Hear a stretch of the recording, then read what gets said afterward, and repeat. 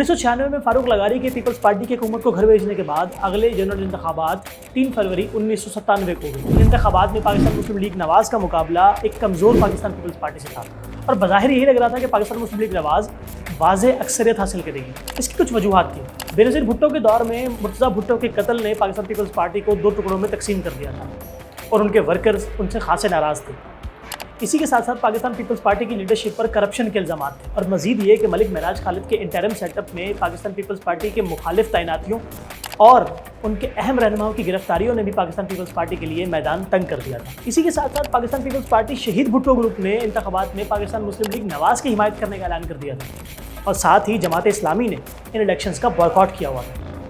इन वजूहात की वजह से ये लग रहा था कि पाकिस्तान मुस्लिम लीग नवाज एक वाज़े अक्सरियत हासिल करने में कामयाब रहेगी। इन इंतखाबात की खास बात यह भी थी कि इसमें पहली बार इमरान खान की पाकिस्तान तहरीक इंसाफ भी मैदान में उतरी थी, पर वो कोई सीट जीतने में कामयाब ना हो सकी। इन इलेक्शंस का वोटर टर्नआउट 35.4% रहा और तवक्कुआत के ऐन मुताबिक रिजल्ट मुस्लिम लीग नवाज के हक में आया। कौमी असम्बली की 203 नशिस्तों में से 134 नशिस्तें जीत कर पाकिस्तान मुस्लिम लीग नवाज ने भारी अक्सरियत हासिल की, जबकि उनकी मुखालिफ पाकिस्तान पीपल्स पार्टी सिर्फ 18 सीट जीत सकी थी। इलेक्शंस में 2/3 अक्सरियत हासिल करने के बाद नवाज शरीफ एक बार फिर पाकिस्तान के वज़ीर आज़म बन गए। ये पाकिस्तान की तारीख की सबसे मजबूत जमहूरी हुकूमत थी, क्योंकि एक तरफ तो इनके पास मुश्किल फैसले करने के लिए पूरे नंबर्स थे और दूसरी तरफ किसी इत्तेहादी को खुश करने का बोझ भी नहीं था।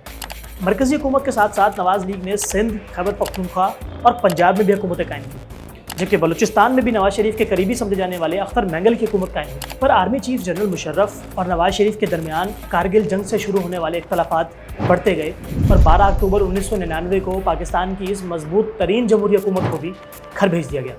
फौजी बगावत के बाद नवाज शरीफ को गिरफ्तार कर लिया गया और कुछ ही अरसे बाद उनको करप्शन और तैयारा हाईजैकिंग केसेस में उम्र कैद की सज़ा सुना दी गई और फिर थोड़े ही अरसे बाद मोहतरमा बेनज़ीर भुट्टो और नवाज शरीफ दोनों को जिलावतन कर दिया गया और आर्मी चीफ जनरल मुशर्रफ मुल्क के नए हुक्मरान बन गए, जो कि 8 साल तक इक़्तिदार पर काबिज़ रहे।